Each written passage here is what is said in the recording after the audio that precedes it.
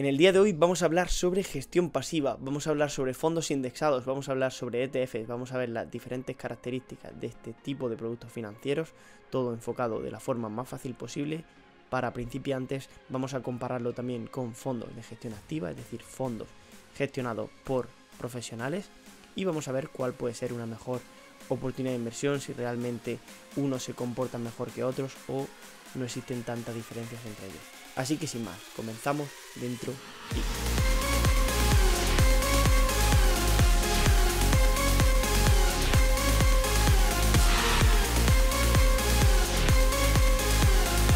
Hola a todos, mi nombre es Carlos, bienvenidos a un nuevo vídeo. En el día de hoy vamos a hablar, como ya os he adelantado, sobre gestión pasiva. Vamos a hablar sobre fondos indexados, vamos a hablar sobre ETF, vamos a ver en qué consiste este tipo de productos. Vamos a ver bastante datos, bastante información enfocado desde el punto de vista no solo de personas avanzadas, sino para personas que estén comenzando, que quieran aprender desde un nivel muy bajo, y voy a intentar hacerlo lo más fácil posible para todos. Antes de empezar, recordad pulsar ese botón de me gusta para ayudar con el algoritmo de YouTube si de verdad creéis que este vídeo es de utilidad y os ayuda a mejorar vuestras inversiones. Suscribiros por ahí abajo, pulsar la campanita si aún no lo habéis hecho. Y ahora sí, vamos a comenzar a hablar sobre gestión pasiva.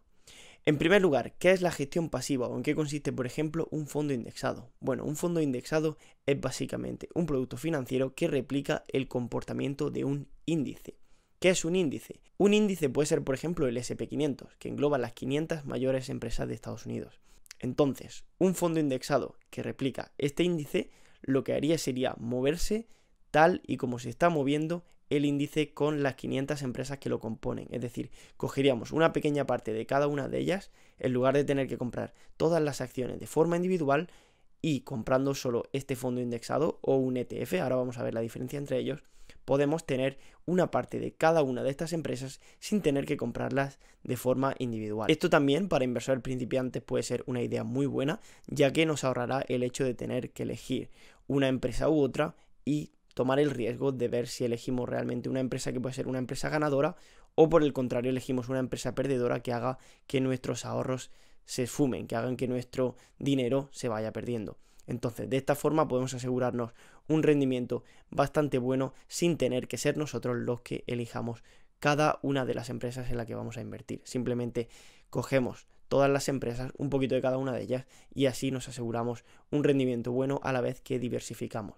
Esto es como buscar la aguja en el pajar. Si queremos buscar una acción ganadora, una acción que lo va a hacer muy bien a largo plazo, tenemos que buscar la aguja. ¿Qué hacemos con estos fondos indexados? Cogemos el pajar entero directamente, lo compramos y cogemos todas las acciones que hay dentro. Aquí os he puesto, por ejemplo, el caso de un fondo indexado del S&P500 que englobaría las 500 mayores empresas de Estados Unidos.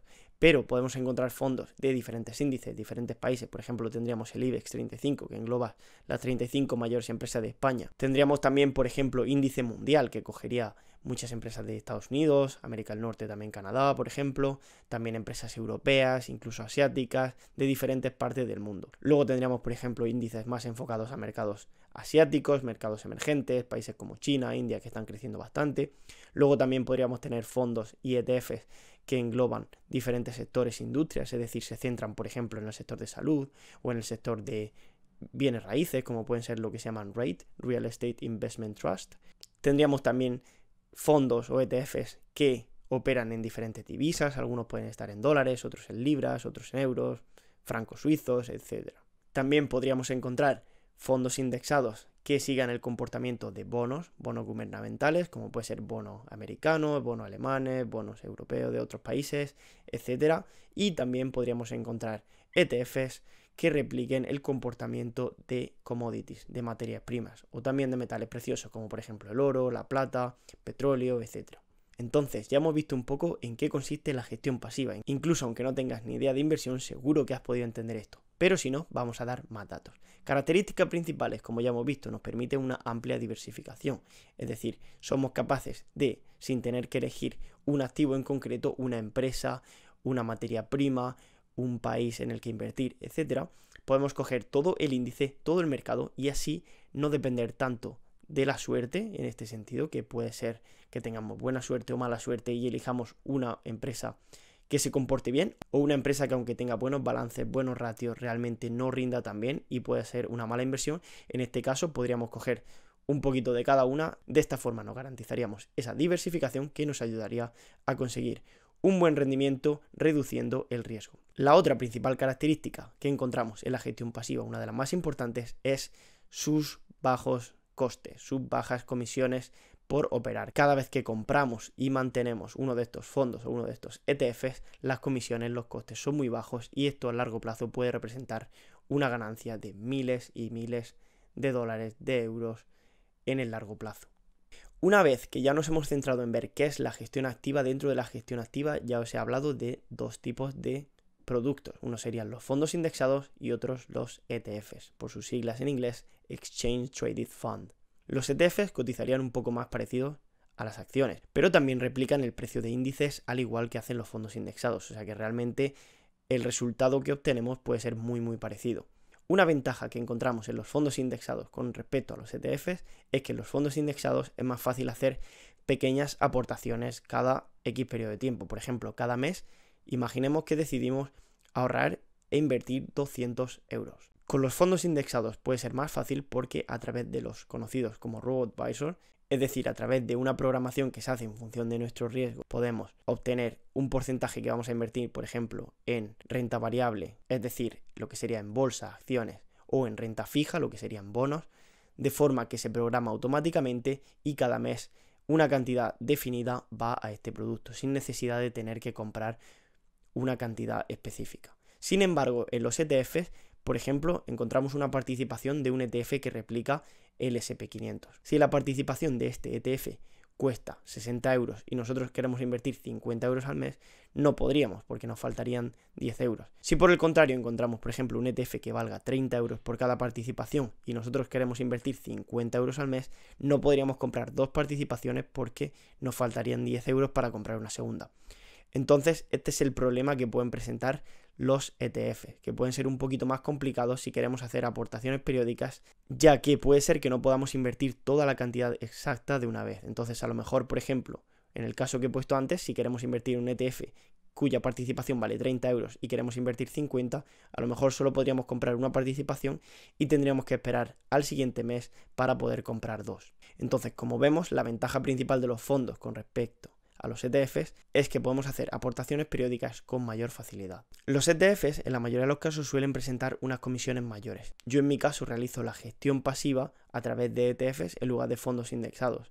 Lo hago a través de la plataforma de DeGiro, la cual ya os he enseñado en muchos vídeos anteriores a la hora de mostrar mi cartera de acciones, y lo hago a través de una serie de ETFs que son gratuitos, que no tienen ninguna comisión y por lo tanto sí que me resulta mucho más fácil a la hora de invertir en ellos. Pero si lo hacemos a través de alguna plataforma en la que cada compra pueda ser una comisión de 1 o 2 euros y queremos invertir, por ejemplo, 50 euros, ya estaríamos pagando un porcentaje de comisiones muy alto cada vez que compramos, y aunque pueda parecer que 1 o 2 o 3 euros son pocos, realmente en el largo plazo estamos hablando de una cantidad de dinero que si nos paramos a hacer números puede ser una cantidad muy elevada.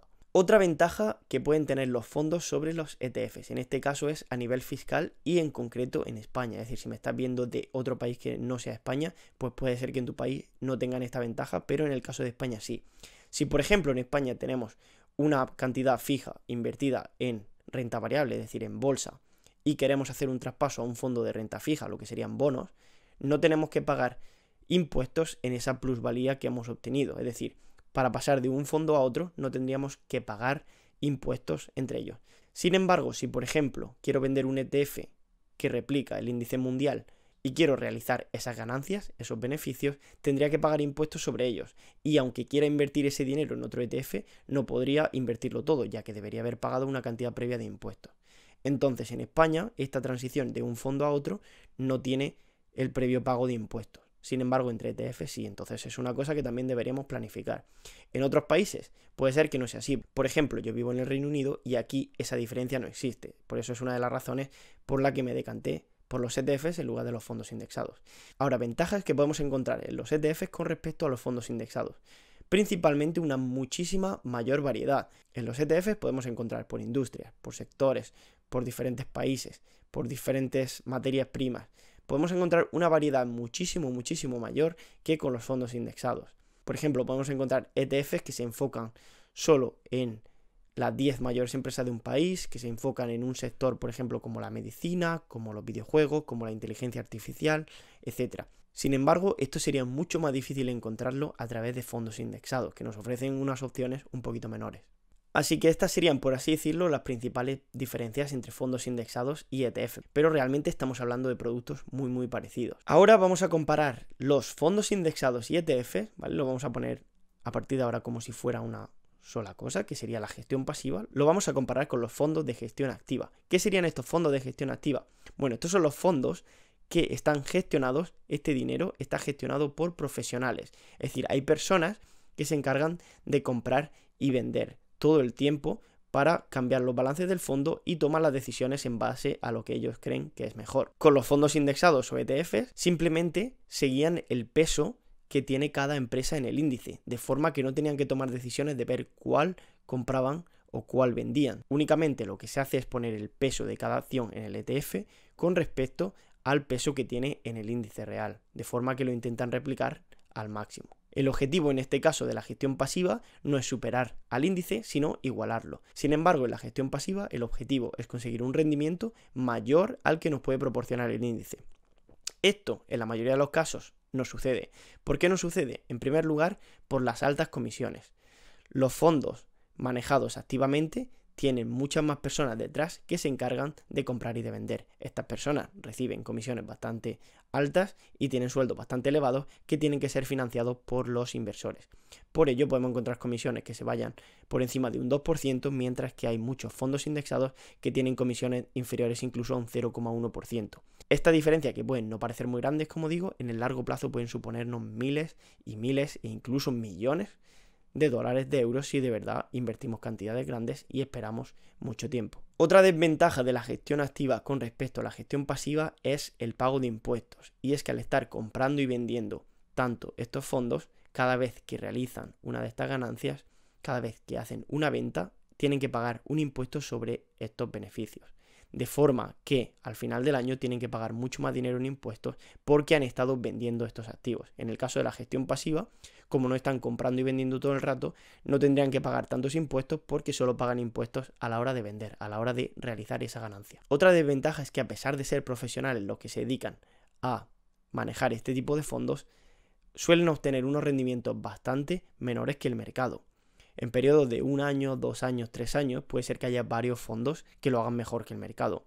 A periodos de 5, 10 o 15 años, cada vez nos encontramos menos.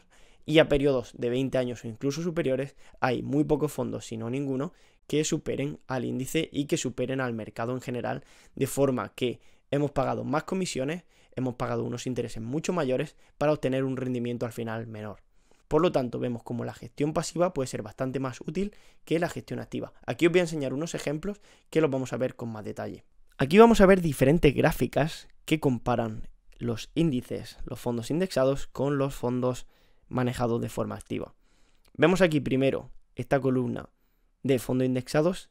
La cantidad en azul sería la que nos quedaríamos al final del periodo. En este caso, un periodo que iría desde el año 1980 a 2005 con una inversión inicial de $10.000.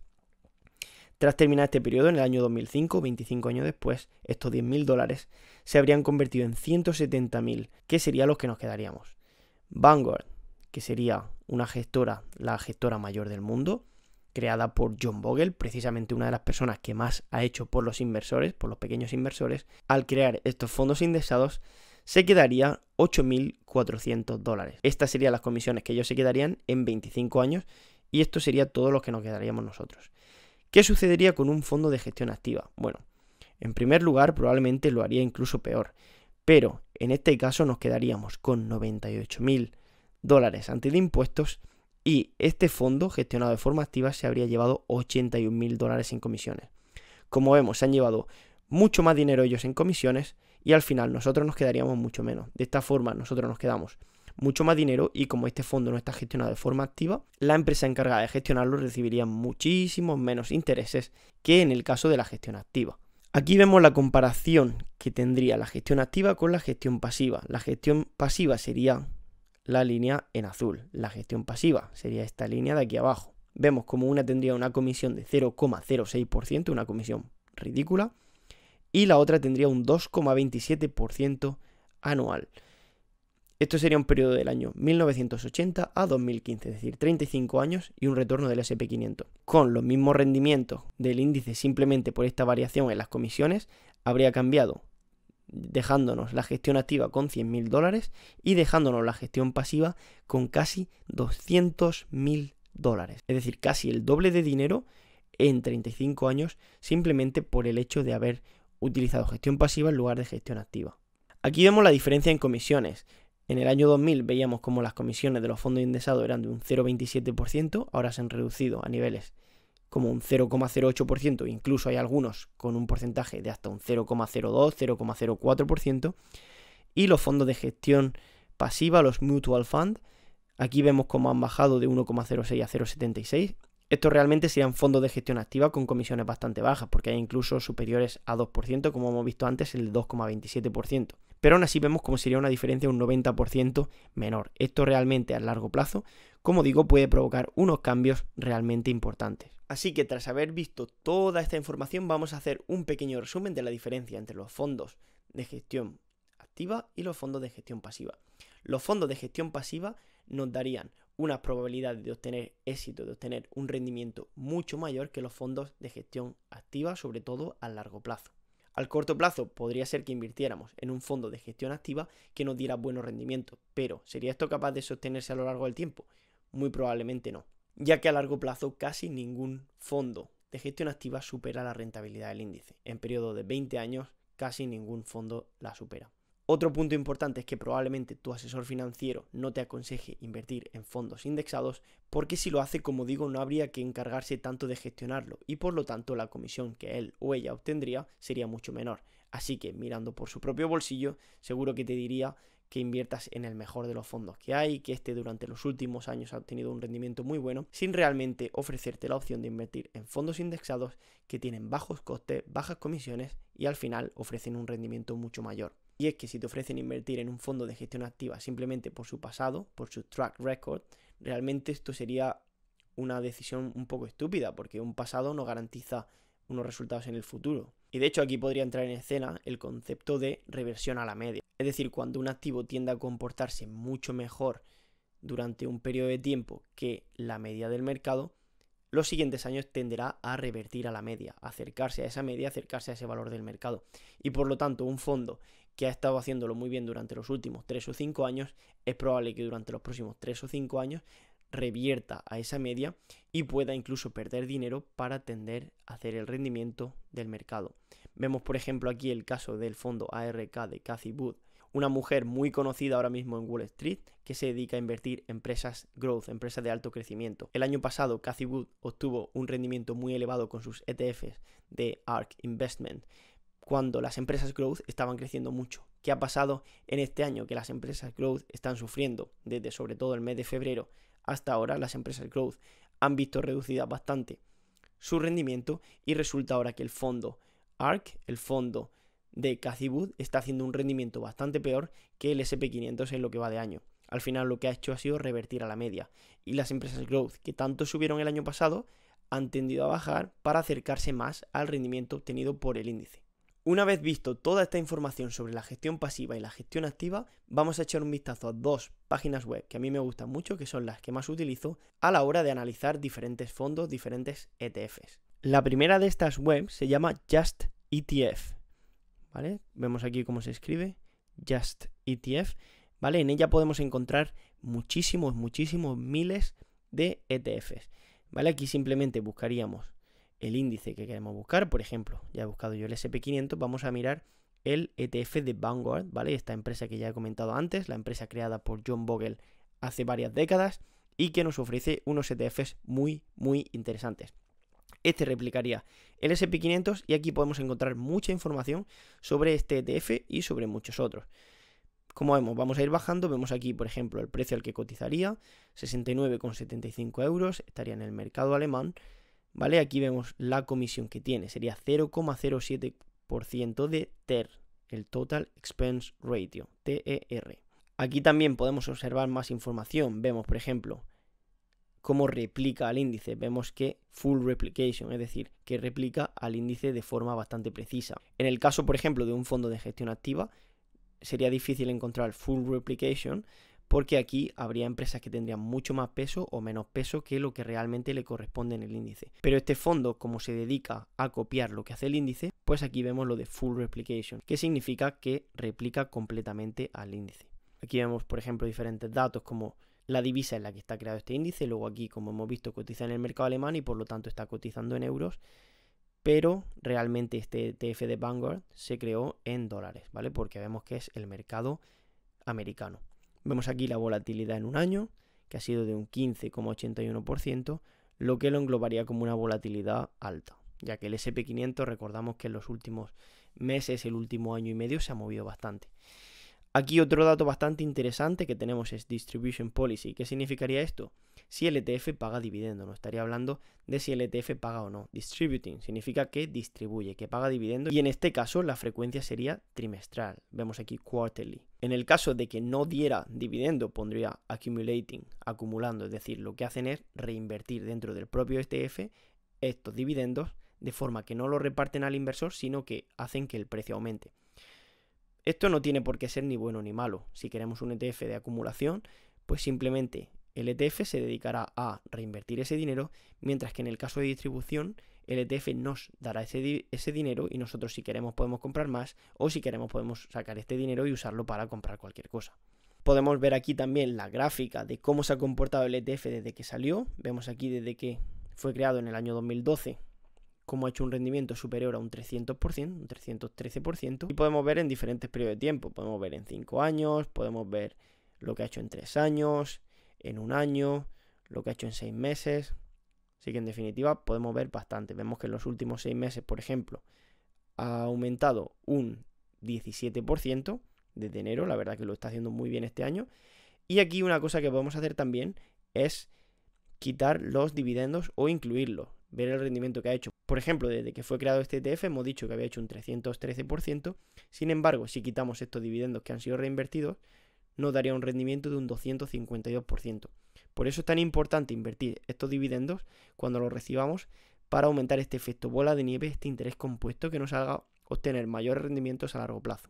Aquí podemos también ver los retornos obtenidos durante los últimos años de forma un poco más gráfica. Vemos en el año 2021 el rendimiento que está obteniendo hasta ahora, un 8% en el año 2020, un 33% en el año 2019, el año 2018 fue negativo pero prácticamente plano, año 2017 un 6,68%. Vemos aquí los últimos 3 años compuesto un 61%. Realmente el rendimiento que ha estado dando ha sido bastante bueno durante los últimos años. Y aquí podemos observar también sus dividendos. Vemos el dividendo que ha dado, por ejemplo, en los últimos 12 meses, sería de 78 céntimos, es decir, sería como un 1,5% más o menos. Y vemos aquí los pagos que hace también de forma trimestral.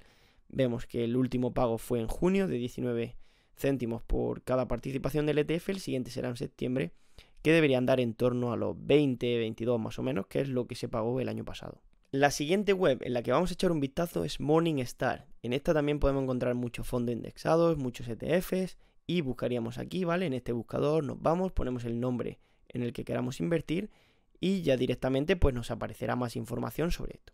Vemos aquí, por ejemplo, un gráfico en general, nos da una información. Aquí podemos también ver precio de cotización, es el mismo ETF, ¿vale? Vanguard SP500. Vemos aquí el cambio a un día, el mercado en el que cotiza. Vemos aquí también, por ejemplo, las comisiones que tiene, que ya hemos dicho antes, el TER, un 0,07%. Una cosa que me gusta mucho en esta página de Morningstar es que dándole aquí a lo de portfolio podemos ver las acciones y dónde está más ubicado este ETF. Vemos, por ejemplo, que el 99% de este ETF está en acciones de Estados Unidos. Al final hemos dicho que es un ETF del SP500. Vemos aquí, por ejemplo, diferentes ratios de este ETF, el promedio de sus acciones, Price Earning, Price Book, Price Sales, dividendo, crecimiento de ventas, etcétera. Podemos ver también aquí los diferentes sectores e industrias en las que invierte: materiales básicos, consumo cíclico, financiero, real estate, tecnología, industrial, energía, etcétera. O sea, vemos aquí todo lo que invierten y el porcentaje que sería de cada uno. Vemos, por ejemplo, tecnología el 23%, sería la que más. Servicios financieros casi un 15%. Y luego bajamos más abajo. Esto es una de las cosas que más me gusta ver. y que da una muy buena información. Vemos como los 10 mayores activos, las 10 mayores empresas en las que está invertido se ocupan el 26% del ETF, ¿vale? Vemos aquí, por ejemplo, la que más invierte es Apple, un 5,52%, Microsoft, 5,29%. Esto sería el peso de cada una de estas empresas en el total del ETF. Vemos aquí también el turnover, ¿vale? Esto sería muy interesante de ver. Lo que hemos comentado antes de los impuestos que tienen que pagar cada vez que venden, cuanto más bajo sea este turnover, significa que menos han estado comprando y vendiendo. Si el turnover fuera de un 0%, significaría que no han comprado ni vendido nada en el año. Si por el contrario fuera de un 100%, significaría que todas las acciones han sido compradas y vendidas al menos una vez. De forma que al hacer más transacciones tendrían que pagar muchos más impuestos sobre los beneficios. Vemos, como digo, en este ETF en concreto, pues Apple, Microsoft, Amazon, Facebook, Alphabet, Berkshire, JP Morgan, Tesla y Johnson & Johnson. Estas serían las 10 participaciones que más peso tienen en el índice. Luego vemos aquí que lo compondrían 507 empresas en concreto. Pues hasta aquí llegaría el vídeo de hoy, una información creo que bastante completa, creo que puede ayudar a cualquiera, incluso desde principiantes que estéis comenzando. He tratado de hacerlo lo más fácil posible, hasta personas que ya lleven tiempo, incluso de forma más avanzada, seguro que pueden extraer algo de este vídeo que les ayude. Así que espero que os haya gustado, ya sabéis, si os ha gustado ese botón de me gusta, apretadlo bien fuerte hasta que se quede azul, suscribiros por ahí abajo también, no os perdáis próximos vídeos y sin más. Me despido, gracias por estar ahí y hasta la próxima. Adiós.